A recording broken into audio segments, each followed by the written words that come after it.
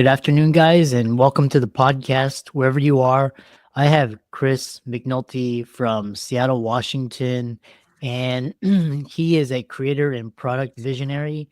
He's got a lot of interesting ideas. He's got two podcasts, of which he is a host, and we're going to talk about digital work, strategic transformation, marketing, and I'm really happy to have him on and discuss the latest trends in technology, marketing, and business and entrepreneurship. Chris, welcome. Hey, it's great to be here. Thanks.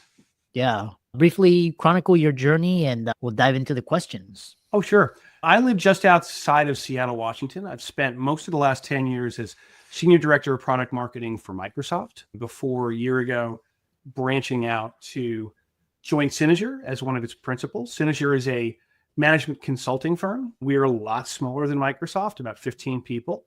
Prior to that, I was Chief Technology Officer at the software division of Dell and a couple of other systems integration firms. And I've been an advisor and continue being on the boards of multiple for-profits as well as nonprofits. I've taken a couple of startups through buyout. And so that's a little bit about me and my professional history. Yeah, excellent. And so talk about when clients come to you, the client avatar, what is their number one pain point or frustration, or what is their aspiration or desire? That's a great question. When clients come to us, usually their initial pain point is different from what's actually going on. And so we spend a fair bit of time trying to get to the root of what the problem is. Because sometimes what comes to us is a question about technology. Should we build or buy our own resource management system? Or finance? How should we deal with offshore assets? Should we invest offshore? When should we repatriate them? Or how do we deal with growth in the organization and the leadership train?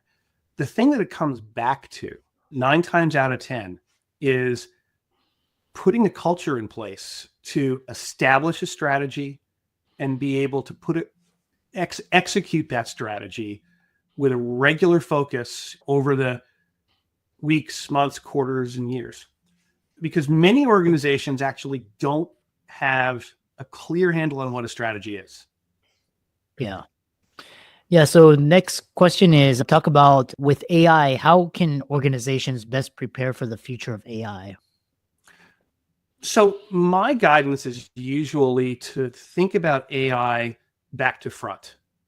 There are many organizations, some of whom come to us for guidance on how do we get started with AI. Getting started is not a problem. Whether you jump to the free services or ChatGPT or the professional services like Copilot or Gemini, you shouldn't just start and say, we need to have AI. AI is a powerful force multiplier, but it is better to start at the end. What are the organization's operating pain points? Work to what those scenarios should be, and then use AI, figure out how you're going to deploy it to match those scenarios. For instance, you may have a scale issue in your go-to-market for how you generate marketing collateral. If so, let's talk about what that looks like and how AI can help. Or you may be struggling with workflows and how do we get the right automation built inside our organization. Again, these are places where AI can help, but AI is not, magic pixie dust. You can't just turn it on and hope for the best. And asking ChatGPT to do everything for you doesn't really work. So have those specific scenarios and have a plan in mind for how you're going to deploy them, what tools, any training that you need before you step into it. Interesting. Next question is, what guidance do you give to companies who are trying to break through to new customers and markets? So that comes down to what I was saying earlier about strategy. So usually it involves making a choice. Strategy is fundamentally, I like to explain to our clients, it's typically an either or. Strategy does not just mean tactics on a larger scale. It's very easy to start saying, we're going to do some strategic planning, which sounds more important, but plans and strategies are very different. And so in doing that, you need to be looking to see not just, can we establish new products or can we engage new customers? But where can you specialize and where can you win? And that's a place I'll bring it back to. AI can be a powerful tool to do that research. For instance, if you have a product that services the petrochemical industry, some of those products might actually work in parallel for pharmaceutical. Again, you may not know, but if that is the kind of the path that you're on, figuring out what are the pain points in this area that are different from that we can address. And secondly, how can we win? What needs to be true for us to be successful in here? And with that, you need to differentiate. Organizations that try to go broad, go everywhere, scale in 5 dimensions at once, seldom move down any of those paths. So being particular, making choices, and understanding that usually a choice to do one thing is a choice to stop doing something else. So if you were going to work on going from focusing on certain geographies to other geographies, or if you're looking at industry sectors, or if you have been a B2B organization and you want to become a business to consumer organization, those sometimes mean to be successful here, we're going to give up that, which can be scary,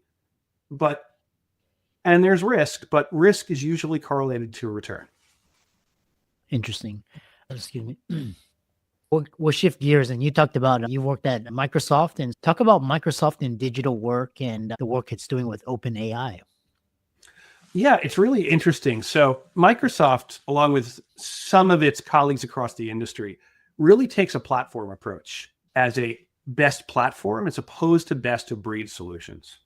And so what that really means when it comes to AI is Microsoft's got a very close partnership with OpenAI. Because of the funding, OpenAI runs through Microsoft Azure, which is the development cloud service that Microsoft has. And because of that, it is closely tied to all of Microsoft's modern work capabilities. So whether you're looking at all the different Office tools, the email tools, the meeting tools, the document management tools, things like Teams and SharePoint and OneDrive, all of those things compose together.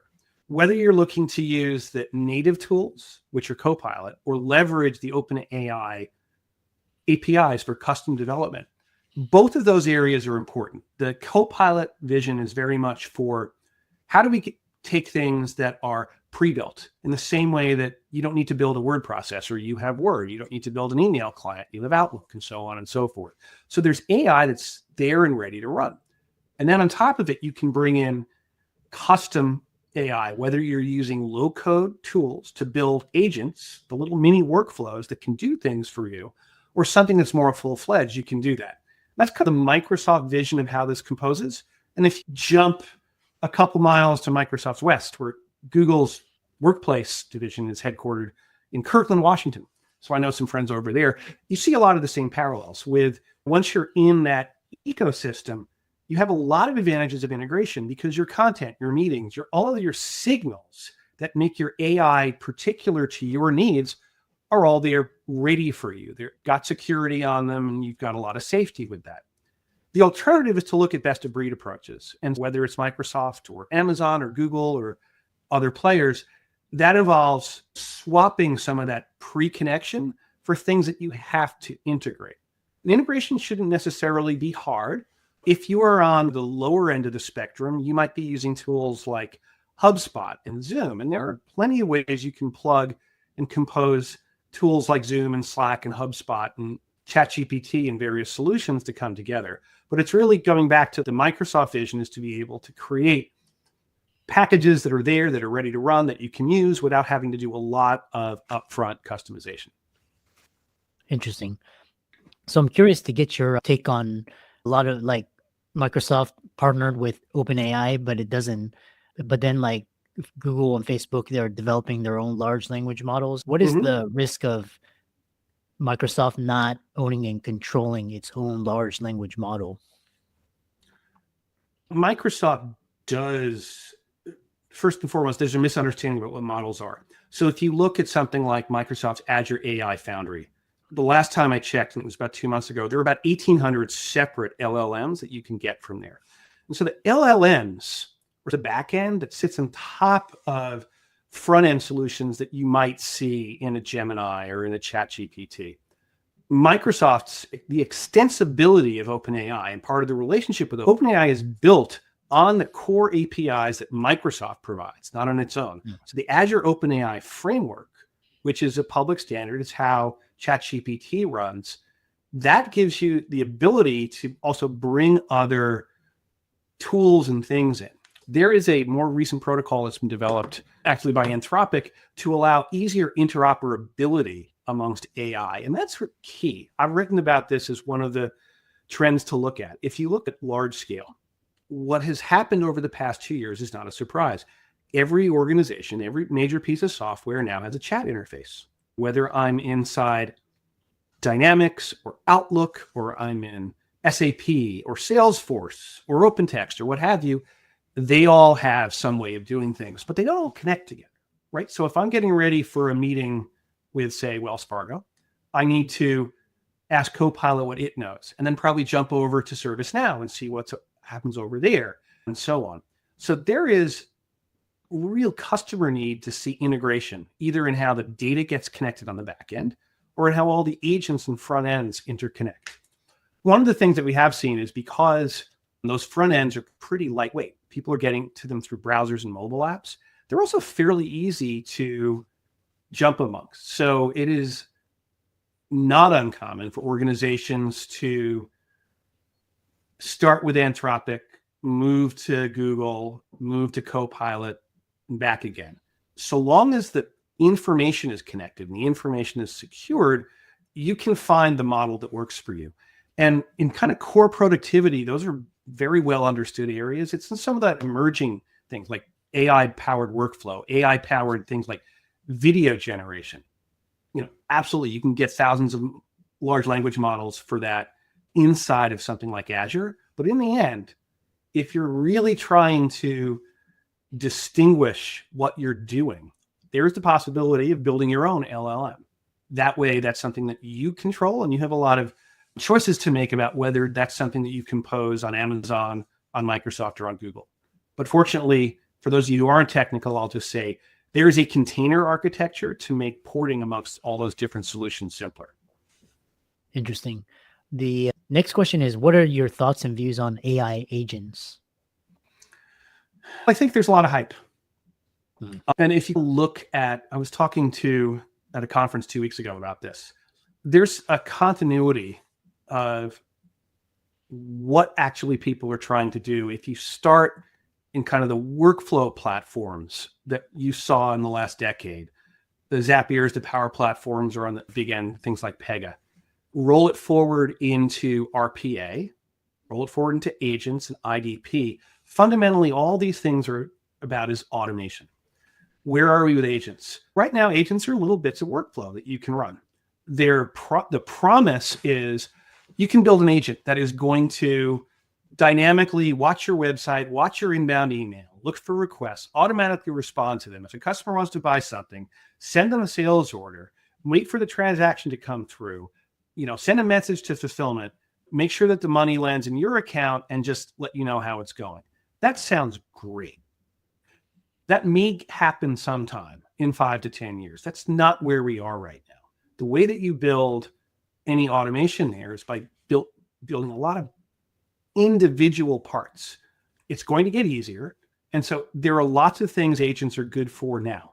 Being able to help you develop a knowledge base that you expose in a website. Those are great uses of agents.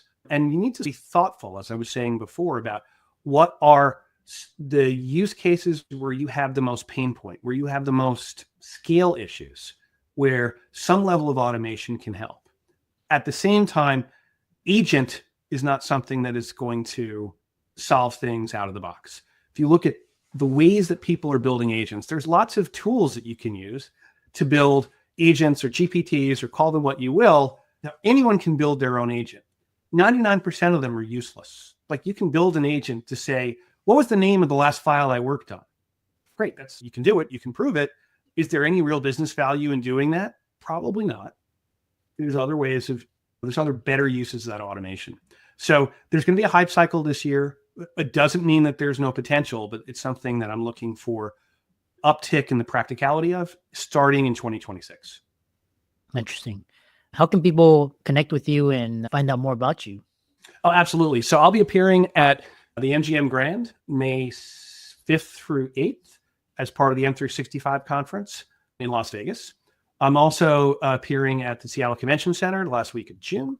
And you can get in touch with me through my personal website, which is a little easier to spell, chrismcnulty.net. I'm fairly active in things like LinkedIn and social. You can also connect to me through Syner. We'll add that to the show notes. It's harder to spell from the pronunciation. And for those of you driving at home, hopefully Chris can get this in the show notes. It's synozur.com. Excellent. Thanks so much for coming on and offering your valuable wisdom and advice. Thanks a lot.